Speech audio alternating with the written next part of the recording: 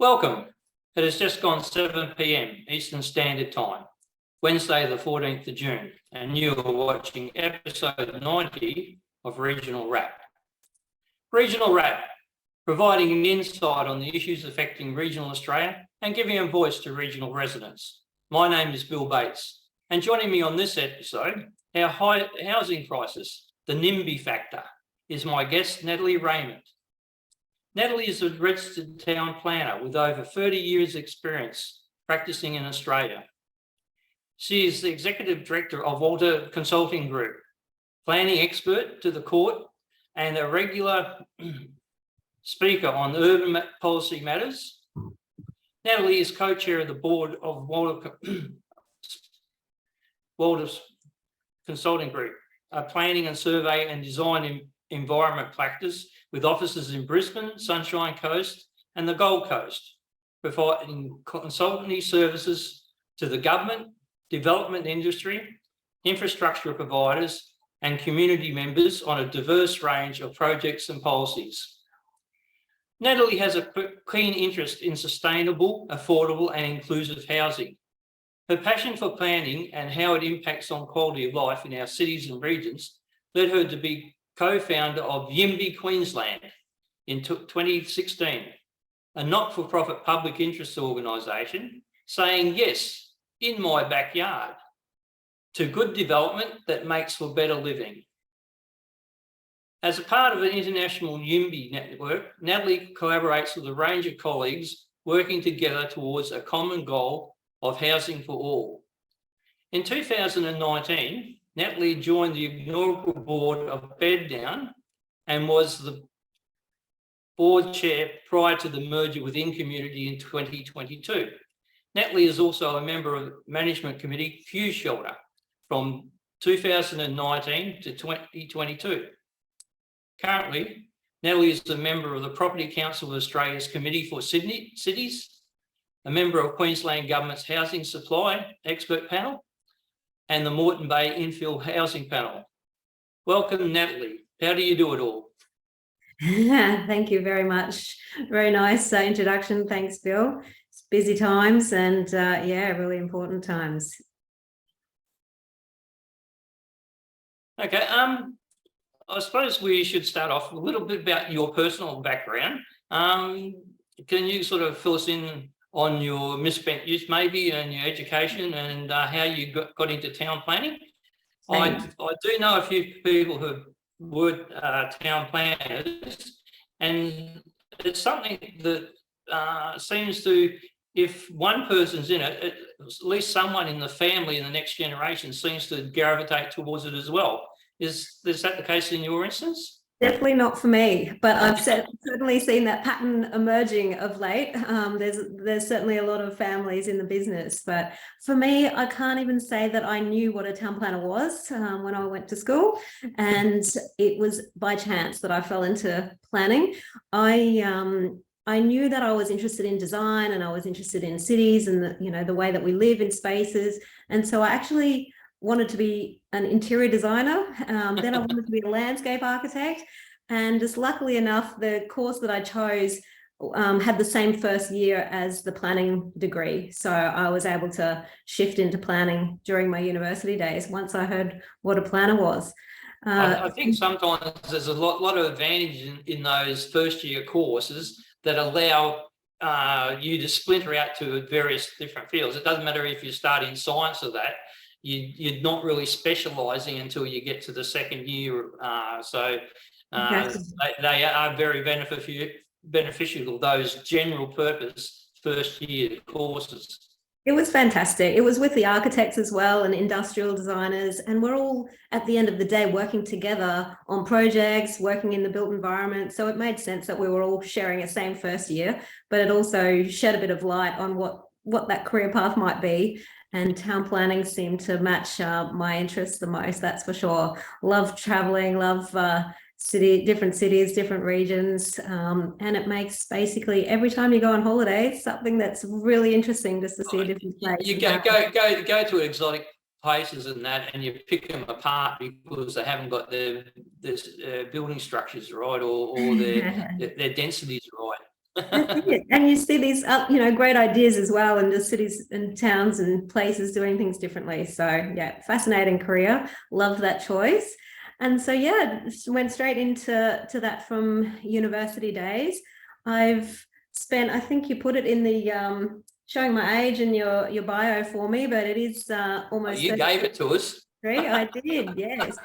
So I've worked in the local government sphere, in the state government and the private industry, and also with not-for-profits, and as you mentioned, on the board of Bed Down. So I guess I'd say I've seen planning from very many different angles, and often, we feel like we're hitting our heads up against a brick wall sometimes, dealing with different government agencies or associations, or watching different developments happen, but it's great to have that insight. So I worked in the Brisbane City Council when I came straight out of uni. They were a big employer of a lot of planning students back in my day, so it was a nice way to get into the profession. Certainly it was a great opportunity because it was, well, I think still is, the largest local government in the Southern Hemisphere, particularly in terms of how many planners they employ. So it was a nice way to see a whole lot of different areas of planning. I guess that was my first introduction to realize that having a planning degree didn't mean you were all going to do the same type of work. There's so many different areas of planning. So my specialization has definitely been in the development facilitation space. So either assessing development applications when I was in the council, or now lodging development applications to councils, to state governments now for new projects, and working with private developers, with social and affordable housing providers, with government, with charities. And so now I sit on the other side, lodging those applications, working in the private industry now for over half of my career. And over the last few years, certainly got very interested in giving back into that industry. So I do pro bono work for Bed Down and some other charities. And, if we think that for private development, we need a YIMBY voice, yes, in my backyard, then, when it's a affordable or a social housing project or emergency shelter, they need it even more. Double it. Background. Australia is obviously a slight developer coming on the scene, and we should have been able to look back on history of the time, and even the United States to a degree. But it seems that we stumble from one problem to another. We never set ourselves up in a lot of cases for good development. Either we spread out too far too fast, never had the infrastructure, or we didn't put the road type reserves, all that sort of thing down and lay it down in concrete for future development. And you even had instances where visionaries in the past worked out, like in Cairns, this is going back, to the 60s. The people worked out, well, we'll need a good ring road around the city because of the way we're stuck against the coast. And so they had the land reserve, and then suddenly Brisbane thinks, oh, well, Cairns is never going to develop to that sort of stage, so let's sell off this reserve and get some money. In Perth, I think it was the extension to the Roe Highway that the reserve was all there to go down to Fremantle, and a government, well, I think it was a Labor government, I say, just got a bee in its bonnet. Well, we're going to stop congestion going into Fremantle, and so we'll just sell that off, and the road was never be able to put the connection in there to get from sort of Midland out in the east right down to past south of Fremantle. Anyway, that's Absolutely. The things that happen. And I think, but it's such it's an interesting observation, because planning and politics are so intertwined, and politics can often be a very short-term focus, and planning needs to be a long-term focus. And I guess that's exactly where that challenge comes from. Yeah, I think sometimes the politicians pick up on some of the emotional aspects of things, and then to satisfy that area and those voters and that passion, they give over good governments to, oh well, let's make sure we get the votes, and that seems to be a factor that's sort of a terrible way to go.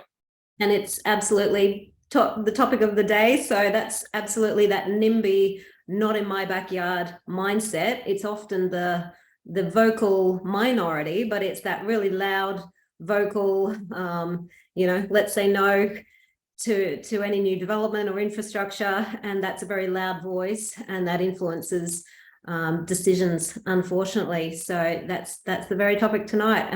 It's a sad state of affairs, but that's the life that we live. And in fact, it's been in Queensland's history for a very long time. I was looking up the history of planning, and I'm not going to go too long on this topic. Don't worry, it's not everyone's area of interest, but in fact, the first piece of planning legislation we ever had in Queensland was legislation that basically was a NIMBY piece of policy that stopped us developing row houses, or what we now call townhouses, in Queensland. That's why you still see those historic ones in places like Sydney or Newcastle or Melbourne, but not so much anywhere in Queensland. So we banned them in 1885, and we made the lot size minimum 400 square meters, and that hasn't changed a lot in many years. Well, just touching on land size and that, most people talk, when they talk about housing and that in the good old days, the quarter-acre block. A lot of people don't understand why we had the quarter-acre block in the first instance. I think it's been lost in history, but I come from Perth, and our standard was the quarter-acre block. And it was basically because we did not have sewerage. We were all on wet septic tanks, and you cannot run a septic tank on a 400 metre block, because then you've got a house next door with only 400 metres of square land. So it keeps compiling up with the problem. So I think we're fairly lucky in Perth because we had sandy soil, so it was pretty good for drainage and things like that. But the thing is, I think for basically you had to have almost, I think it was in those days, it was 20 feet of leach drain if you had one toilet, and then it started, there was, I think it was increments of five foot or so of leach drain for every other toilet and that. So it was quite interesting, but that was the basics for the quarter-acre block. But the houses, like, they were little dog boxes, because people couldn't afford, there was no McMansions or anything in those days, and there were a lot of self-builds. And that's what's definitely fueling a bit of this, well, one of the issues on the table in terms of the housing crisis, that what tends to be being built, and I think we're not building enough housing per se at all, but what does get built more easily than other land uses is the house that's 4-bedroom, 2-bathroom, 2-car, and that's not a way to step into a housing market. Yeah, absolutely. Yeah, well, we used to have, like, if I even look at my own housing journey into home ownership, it was a little 48 square meter apartment, then it was a townhouse or a duplex, then it was a house, and it was a 2-bedroom house on a tiny block of land, and that was how we sort of got into housing markets, because we could buy something smaller, we could share, we could, increase that size as we needed it, as the life cycle moves on. But those other forms of housing just aren't being delivered very easily. And partly because of that NIMBY factor, people want to see other houses just like the ones that they live in their neighbourhood. There's a lot of talk about neighbourhood character, but we forget to talk about some of the really important things, like let's actually get shelter over your head. Yeah.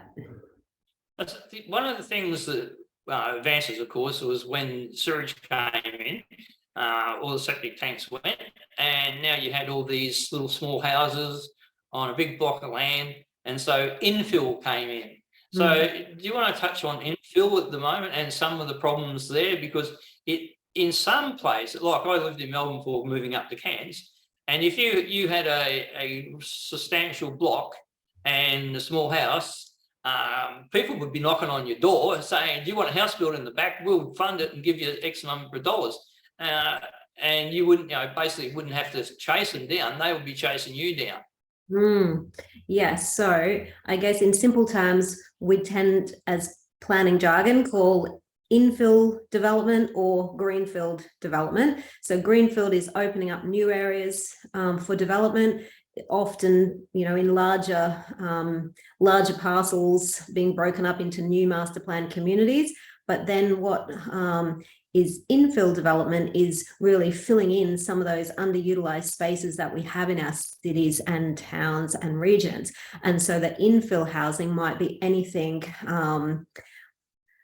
from a house up. So it might be renting out your granny flat, it might be a duplex, which is just 2 dwellings on the same block. So get twice as many households living on that same block.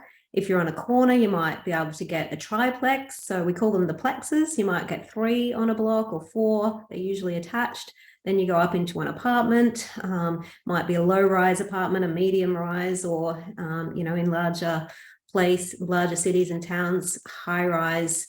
But all of those sorts of housing are what we also tend to call the missing middle of housing. So anything between a house and a high-rise, we don't see a lot of that getting built at the moment, yet that's one way to get more housing and more types of housing, more sizes of housing, more tenure of housing into our neighborhoods, so people have more choices. If everybody's choice is simply a 4-bedroom home, that's not going to help young people as they move out. Are they going to be able to afford that? If we want to downsize as we get older, that's not going to meet our needs potentially. If it's new people coming into our place as a key worker for a hospital or the police or the emergency services, they might be 1-person households and they don't need a 4-bedroom house. So that infill housing is really alternative forms of housing within our existing housing areas to increase the numbers, but also offer alternative alternative households. It's a really interesting statistic that the lone household, so 1-person households, is the fastest growing category of household type at the moment. And that's been particularly since COVID, but it's a growing household type for very many reasons, and yet the offering of housing product to those people is pretty slim pickings. So we're getting more antisocial as we go along. Yes. Well, just continuing on with infilling. My experience in Victoria was if you lived in a suburb that wasn't overly affluent, the government and the planners didn't seem to have any problem whatsoever with subdivisions or dual occupancy and all those sort of things. But when it came to the leafy streets of, say, Surrey Hills or whatever, it became like a fight to the death sort of thing. And I mean, because this is going back before a lot of people had the nous about the internet and that, but there was people organised with actually web pages and all that sort of stuff against these projects in those sort of areas. But if you lived in Baronia or something like that, you didn't have a say. It just happened. I think that there's definitely at least observational experience of that. That's what I've witnessed as well. I think what we tend to find is that it's not the planning policy that's necessarily different across those different areas, but the number of objections to the development increases in areas where... And who's objecting? Yes, and it's not just those objections, but it's a very organized protest. So we see that it will be supplemented with experts who'll write reports, or the finances behind it to take decisions to court. So it is an area that is growing in that sort of uneven balance of wealth, but I think it's also an age. It's the profile or the demographic of the suburb that we're finding is quite interesting, and so there's becoming a bit of a increased push for more homes, protests that actually say we want more homes, and that's being led by, generally speaking, the younger demographic who are starting to enter the home ownership cycle and find that that is very challenging for them. So we're almost starting to see an increase in that, I guess it would be that millennial or the Generation Z voice for development. And so in fact, starting to see not just that NIMBY, not in my backyard element, but a bit of an emergence of the YIMBY, yes, in my backyard, which is the group, the not-for-profit group that that I'm running here.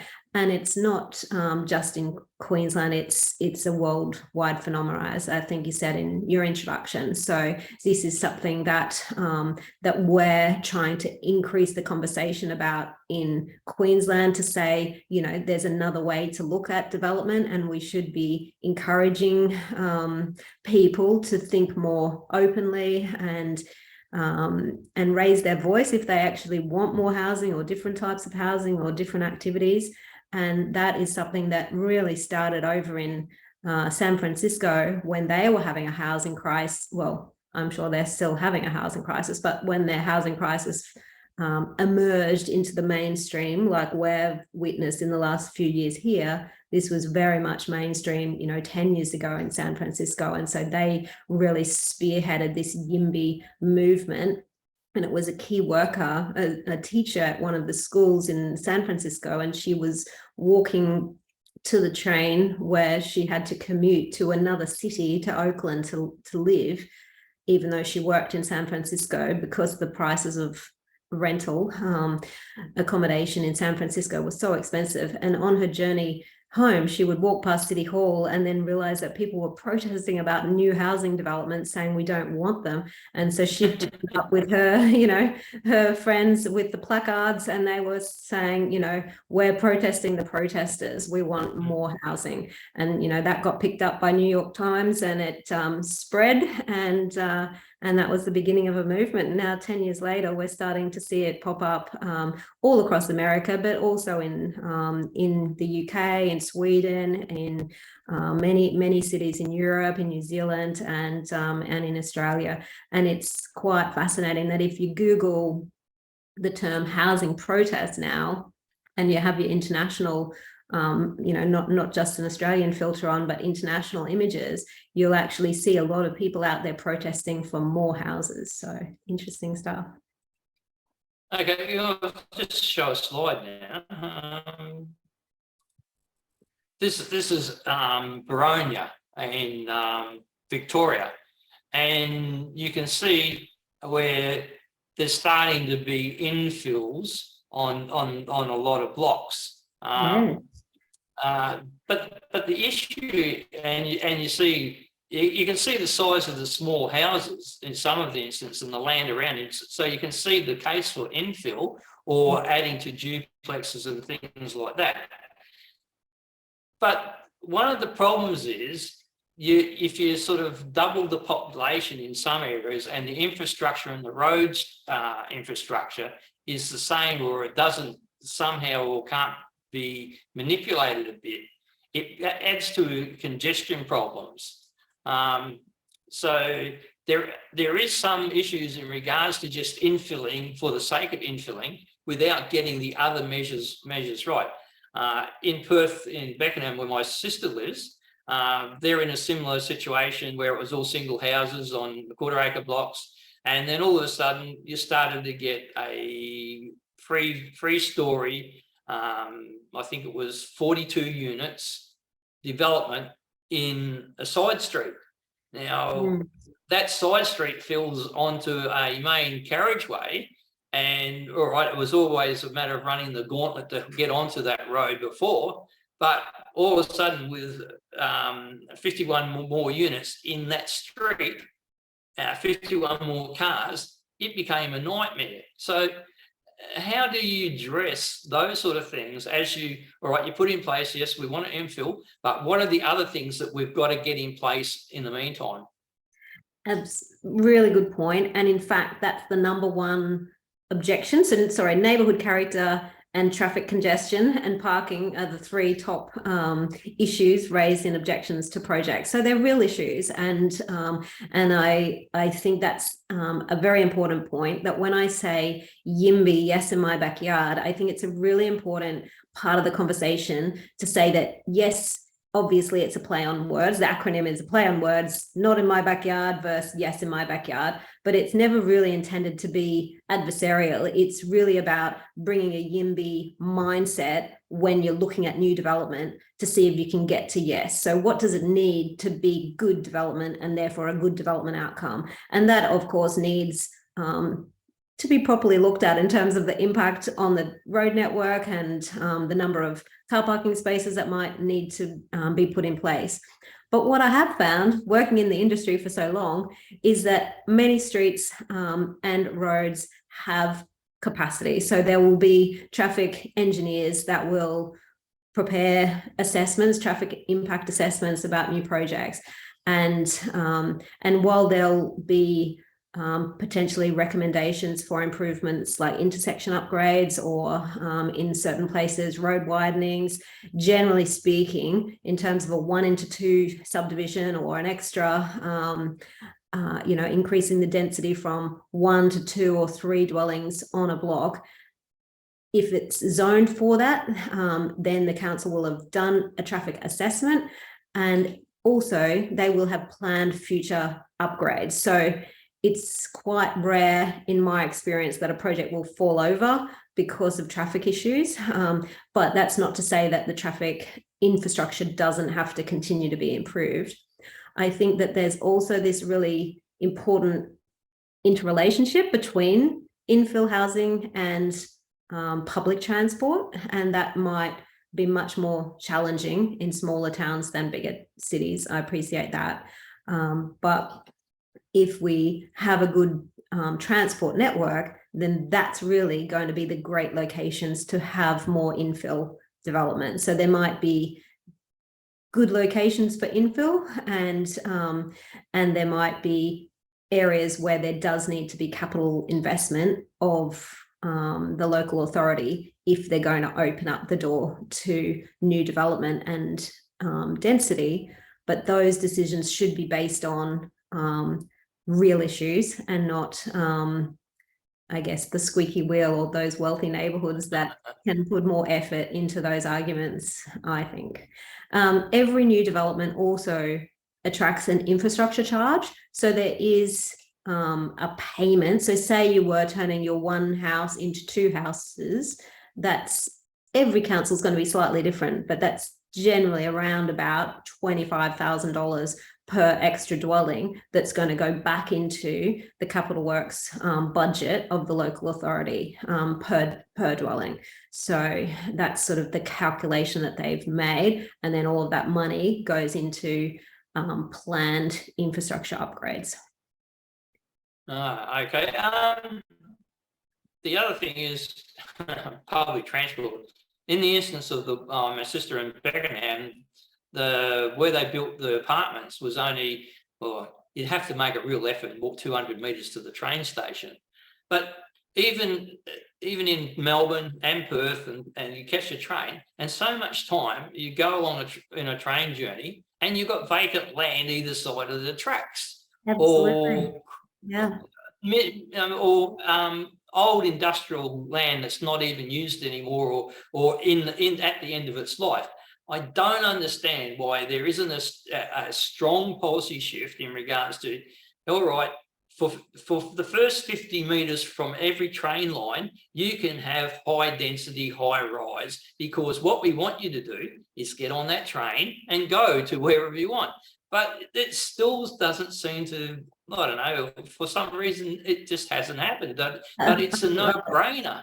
I agree. It's a total no-brainer. We have to get those sort of policies changed. And that's And that's part of why we think we need this advocacy group about saying, yes, in my backyard, it's helping to identify what we would say is low-hanging fruit, right? Like, you know, you actually need to have density to make public transport work better. It would actually be a better outcome to have density there than not. And yet we still have locations in many places. I mean, in my backyard in Brisbane, there are major railway stations with still low density zone right next to it. It makes no sense. So yeah, a wholesale improvement on that would be good. I also think, again, it's going to depend for every different city and location, but requirements to increase car parking provision might be right when you need to rely on your private car, but if you are in a place that is well serviced by public transport, we shouldn't be having to build so many car parking spaces either, because what the latest construction costs are saying is that every extra car park can be up to $100,000 per unit extra cost on that unit. If it's a basement, obviously it's going to come down if it's a at-ground car park, but it's still in the order of $50,000 to $100,000 based on a combination of land value and construction costs to provide every extra car park. So I think, you know, there's also an area to look at in terms of we can't keep adding extra requirements onto developments that are going to gold plate them and make them very expensive. We've got to help make sure that the construction costs can come down. I think another thing is amenity. You can put more people in, but if you don't improve the amenity at the same time, you're going to have a lot of problems. And do you think you should also have a bit of a policy? All right, we've got to make an area a bit more high density, but what we've got to do in the first instance is go and grab some land, and even if it's currently got housing on, to be ripped down to make some green space. I mean, you can't just build bricks, mortar, asphalt, concrete and steel. You know, you've got to have some green space. So do you think that should be a part of the overall plan, or is it part of the overall plan at the moment if you go to increase density in areas? It's interesting because in the master plan communities, so in the more greenfield, you know, on the edge of existing urban footprint, there's usually I guess it's, you know, in the newly planned areas, then that absolutely makes sense. It's much more challenging when it's infill development because yes, that land has to be bought back. So every time, as I mentioned before, it's around about your $25,000 to $30,000 per extra dwelling you're paying for infrastructure charges. That's broken down into transport infrastructure, water and sewer infrastructure, stormwater, as well as community and parks. So some money goes into that for park infrastructure, and therefore, in theory, should be being bought back or provided as park. So as long as there's checks and balances along that space, and there's a lot of push to make sure that that is much more transparent so communities can see where their infrastructure charges for new developments are being spent, then yes, in an ideal world, yes, that should happen for sure. I suppose that sort of includes, like, you know, allocations to swimming pool complexes or other sport complexes where people can say, well, we're all locked up in high rises, but we want to go and play a bit of volleyball, we want to go play basketball, we want to have interactions with other people, and sport's usually a good way. So those sort of things would have to be in consideration too, I think. Yeah. I mean, you can do it automatically with greenfields, but it'd be a much greater challenge in the infill. But so important still. And I think it equally is important to get those mix of uses, you know, so it's about getting the densities right in the right locations. So while I'm all for a mix of housing in every location, like I'd like to be able to see smaller houses, bigger houses, some small units, even in low density areas that aren't going to be as close to amenity, just to have housing choice of tenure. I think the important thing is when we're talking about higher densities, they've got to be in the right locations. And that's where there is good transport and there is good open space and there is I guess those other amenities like cafes or whatever we want to actually spend our time doing, that's where we should have the higher density. And then that helps it works off each other. It helps then those businesses to stay vital and vibrant as well if there's more people living around them. With public housing and that, because that's a very important discussion at the moment. A, to help address homelessness, and B, those people. Do you see we need, in an instance, we need to change people's perception? And all right, you want public housing, but the thing is, you're not necessarily going to get a 3-bedroom, 2-bathroom house. You may just have to be satisfied with an apartment with a single kitchen and maybe some sort of living area, but you're not going to get all the bells and whistles. To make sure you get more. There's still got to be reasonable quality, of course, and have the amenities. But the thing is, you just need more, so you can't have all the bells and whistles. I think that's across the whole housing continuum. I think we've got to right size our housing. Not everyone needs that 4-bedroom house. Well, that applies in social and community housing as well as in the market, in the open market. And so I think having those smaller options like 1 or 2-bedroom houses or units, and having shared facilities. So we don't see a lot of boarding houses anymore, but there are still boarding houses or student accommodation, various different household types and structures. And we need that choice so that we can have the right size housing for the right size households. I think boarding houses and things like that might be out because of the complexities with laws in regards to sexual assault and harassment and all those sort of things. So I think people need to be guaranteed their personal space, and so maybe those things sort of are out at the moment.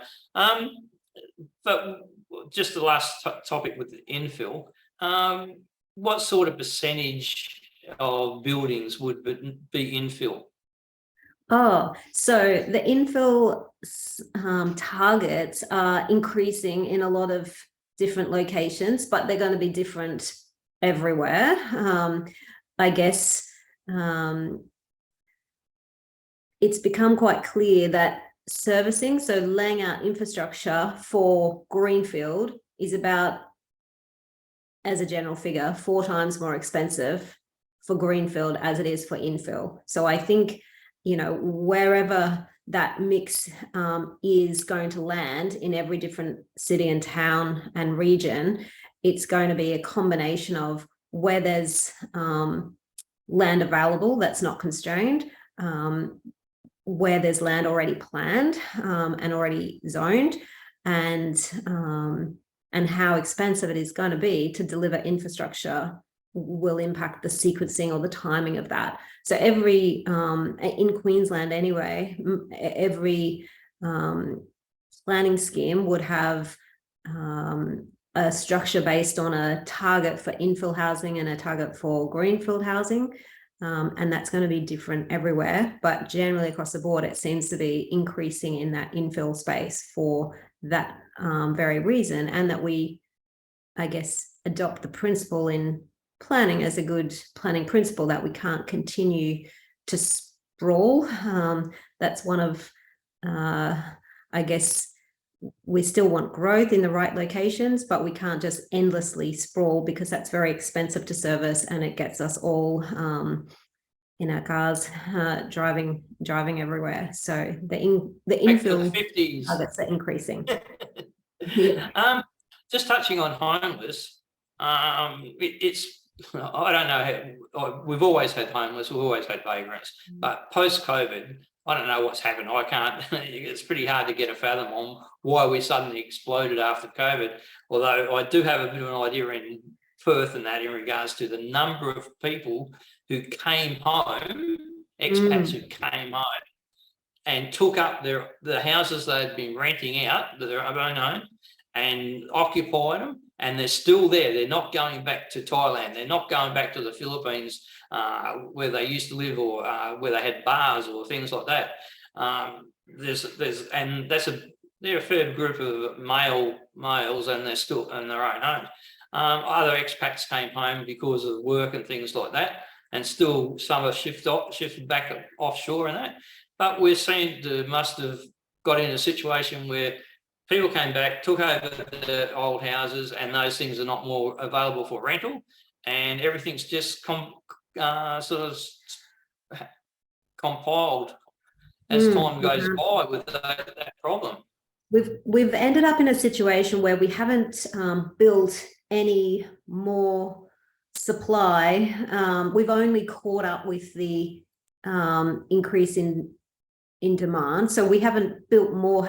We haven't even, sorry, that's probably a difficult thing to explain. Australia, in comparison to across the world, has only just kept up with the number of new people coming into a city or town with the extra house build. So we're already behind, and we haven't caught up. Other cities and towns and regions are building more housing. We haven't been. We've barely been keeping up with the number of people coming, and we've had, as I said before, a shrinking of household size. So just that shrinking, even if it's only a point something of a percent, requires a whole lot more housing across a state. We've had so much net interstate migration as well as net overseas migration. So we've got so much demand because household sizes are shrinking and people are wanting to live in our wonderful state, yet we haven't been keeping up with supply. So we've got a very pointy and challenging rental crisis and housing crisis that there's just literally not enough housing to go by, and that is affecting the lower income bracket the most. And that's not even a new phenomena since COVID. That crisis in that lower income bracket has been coming for quite some time. So when we talk about a crisis, someone this morning called it, we're being ambushed by a tortoise, because this crisis has been slowly building for a very long time. And so it's just, I think, absolutely a supply issue, as well as the impacts of lack of wage growth, and just the cost of living is impacting lower income households much, on an uneven basis, much more than others. So the homeless crisis is very visible, but there's even more that are invisible, and that is people couch surfing. They're saying that the women over 55 are the largest growing cohort of people who are becoming homeless. And this is families, young people, women, men. It's a crisis, and we haven't been keeping up with the supply of public, social or community housing, but we haven't been keeping up with supply of any type of housing. I think there's two sort of categories. There's people who need public housing because they're low income earners, but they've always sort of had some sort of employment, and although they're on struggle street, with a bit of luck, they can sort of at least afford their own rental. Until circumstances as recently have changed. But we also have a number of people who are historically homeless. With homeless people and people who are likely to continue to be homeless if they don't get assistance, do you think there's a responsibility that you hear things like, well, let's put the homeless down in well camp and things like that? I find that sort of repellent, because you're hurting people off. Surely we should have some sort of formula or say, all right, every suburb has quantity X of this and quantity X of that for public housing and what you call emergency housing and homeless thing. And of course, they can be different standards, but do you think every suburb has to share the burden, not this, let's farm it out somewhere? I think the term that gets used as well is sort of salt and peppering the different types of housing everywhere. So I definitely think that's a good philosophy. I think we need just more housing everywhere and of every type. And emergency housing is one of those. And so, you know, we need more money to be poured into that space. And there are some big announcements being made in budgets about that. But it's dire. You know, we're still catching up, and we'll be taking a long time to catch up. And at the moment, we're in not just a housing crisis in terms of lack of supply, it's a very expensive time to be building. Construction costs have gone up so much that even regular housing is very difficult to deliver right now and actually make it feasibly stack up. So it's expensive construction costs. It's very big challenges with labor, getting enough people to actually build the housing or build the developments, and getting the materials to build. So even if we said that, in terms of actually delivering, we're going to be taking a long time to get those dwellings on the ground, even with big announcements about dollars being thrown into it. It takes enough time to get a development approved, let alone in this environment where we just don't have enough people, tradies, you know, people to actually build. So I think some innovation needs to come into the industry, and we are hearing stories about using underutilized spaces. I mean, that was certainly the bed down model, which was the charity I've been involved in. It's just utilizing underutilized spaces in our city. Their model at the first example was a high rise in the city with a basement underneath. The office closes, people drive their cars out, car park's empty overnight, pop in, turn it into a homeless shelter by night, turns back into a car park by day. And so, you know, when governments do talk about the Pinkenbar or WellCam, if there are existing places that are sitting there that someone could be sleeping, I'm all for it. But we need to be building new product as well, absolutely. The only problem with government, when it has throwing a big lot of money around or a stimulus package, all it does is drive up prices, and it doesn't do anyone any good 90% of the time. If you go back to the GFC, they had I think the home grant went up to 30,000. Then the states added some more, and then if you went out to the regions, you could actually get with Victoria, you could actually get about $62,000 home grant. The trouble is, in that time, houses went up about $70,000 or $80,000 because labour costs, materials costs, the fact you couldn't get anything, you know. And so it's bad policy all around doing these sort of big stimulus thing. It has to be a steady plan, you know, so it doesn't rock the boat. That's it. We're seeing builders going bust every week. It's just an absolute disaster. So yeah, absolutely agree. And we needed to be doing it a long time ago, but we can't look back. We've got to look forward. So we just need to have more of it being built. But that in itself is the challenge, because we've also got so many infrastructure projects happening right now, which is fantastic. But that's taking also a lot of that labor and materials as well. And then you add the Olympics on and all these different projects that are planned for the next 10 years. That's a lot of labor that we're going to need if we're going to get housing built as well.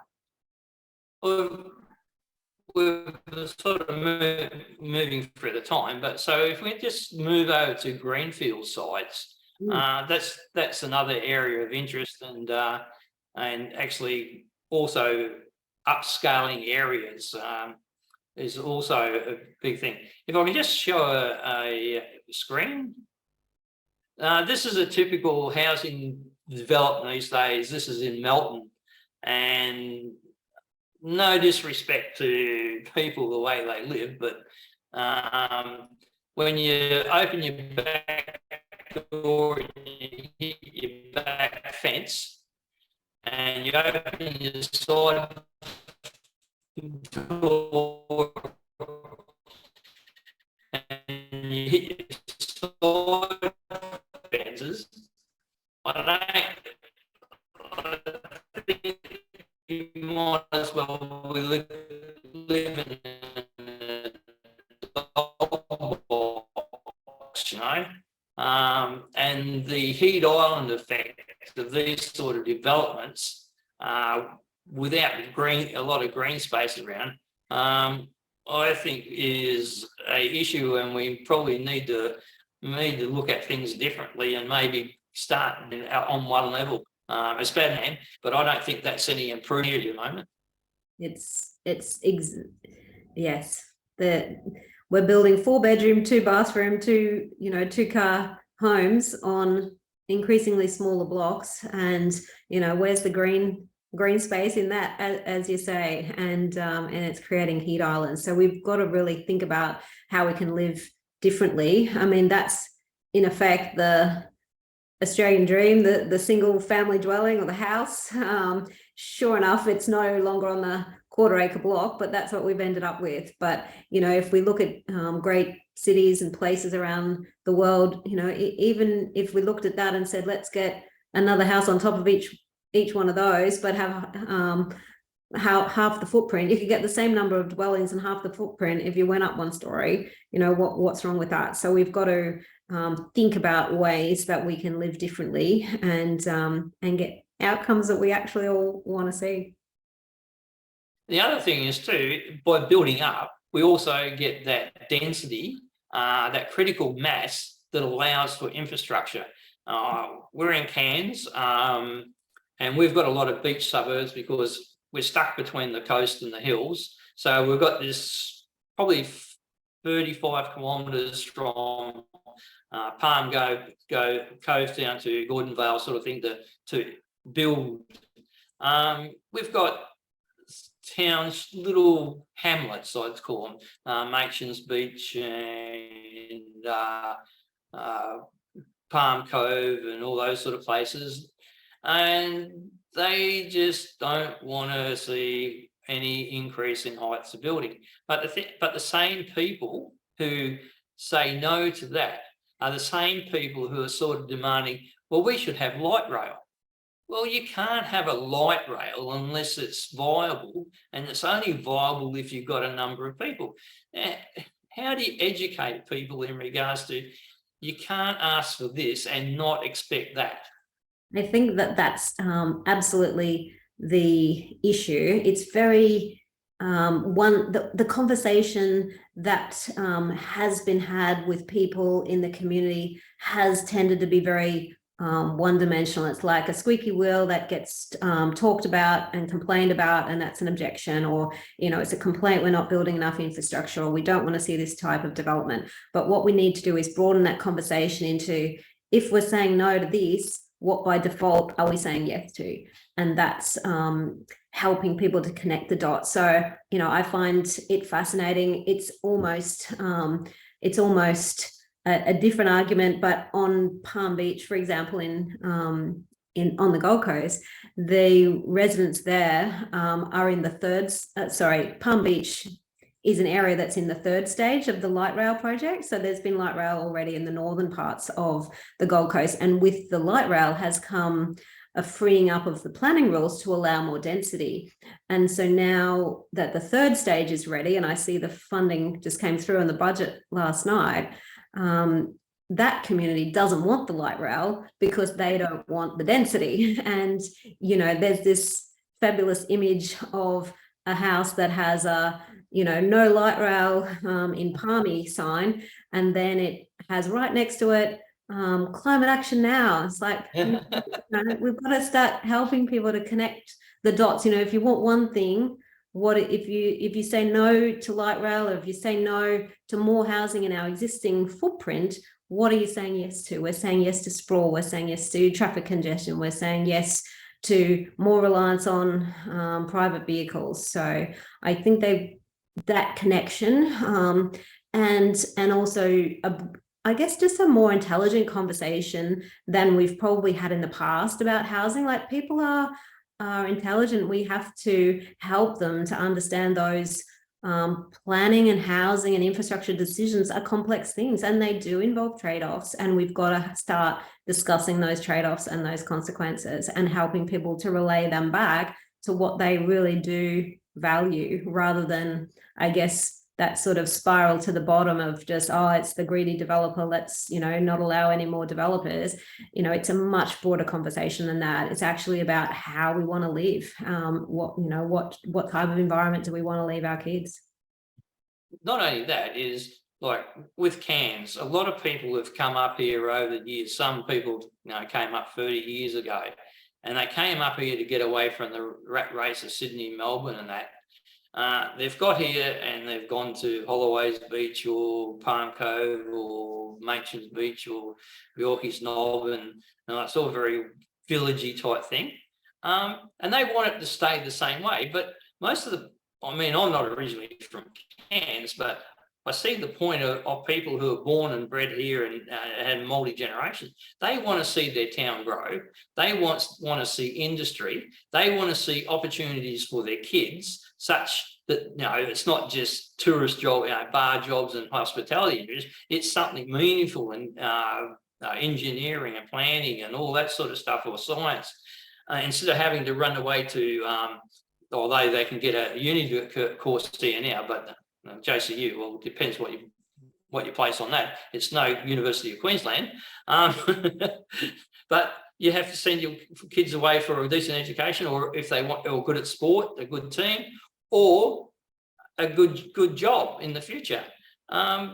So we don't want to lose. A lot of people don't want to lose their kids to that. They want them to have every opportunity here. So we need to sort of get these people and sort of either change their mind and say, well, look, you've got to look at the whole thing, that regional cities need to become proper cities. They need to be bigger, and they need to provide more amenity and services for each individual.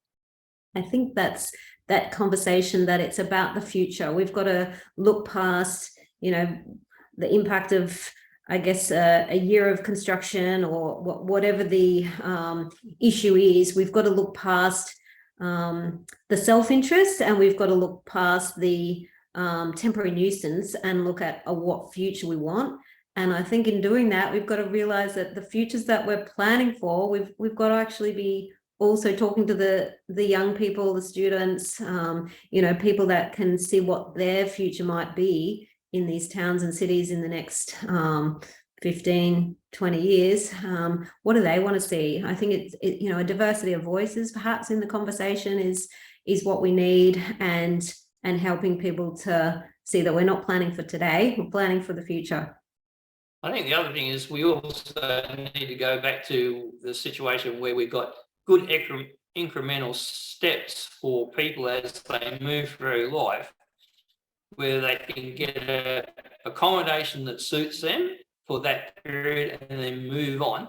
And yes, when you finally make it in life, you can go and buy that big mansion somewhere or whatever. But in the meantime, we need this aspect where both the individuals have got to be more attuned to, well, this is what we should have, this is what we need, and I've got to be more accepting of that.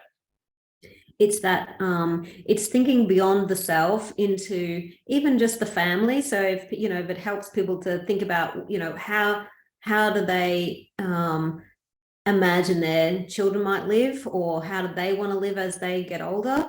And then it's about looking more broadly at the community. And I guess that conversation about intergenerational equity is what we need to get into the conversation.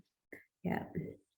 Aging, all of those sort of issues are at different points in life much more prominent and in your face, but until people have reached that stage in their lifestyle or seen that happen, it's just not part of the conversation. So, you know, sadly, the housing crisis is now really mainstream conversation. We've been having a crisis in certain parts of the community for a very long time, but right now it affects people we know or people that we see, and it's front page news and it's in the media. And so finally we're talking about it. So sometimes, you know, that's what it takes as well.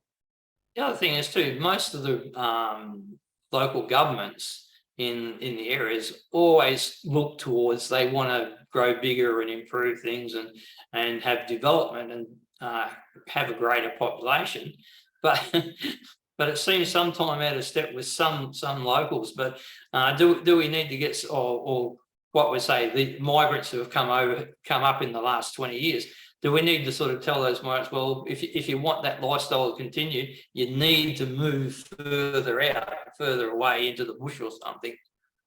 I think population projections are a really interesting area, and the economists are better at it than myself. But I think, you know, there is a lot of understanding about where growth is likely to occur and in what sort of pace. People monitor the census data and the pace of change and where growth is happening, but often it's not a conversation that's had with the local community about what the expectations are for growth. So again, I guess the more that we have these conversations, the better people can understand what the combination of challenges are that we have.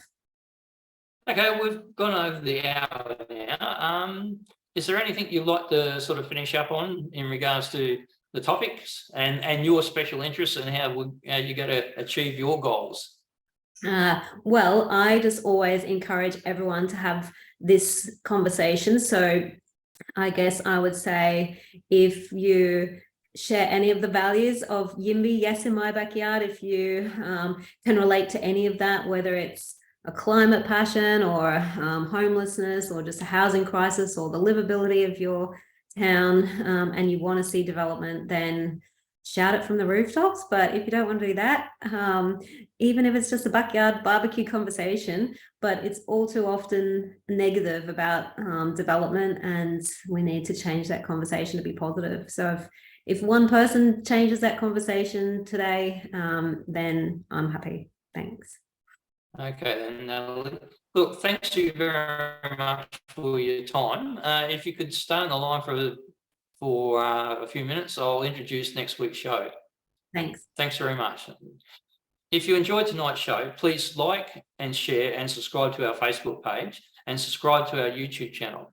Now, next week, I'll be interviewing the Mayor of Yarrabah, Andrew Ross. We'll be having a conversation in regards to the infrastructure at Yarrabah, their visions and goals for the future, and we're also having a little chat on the voice and the aspirations of the local population. So please join us again next week. Thank you.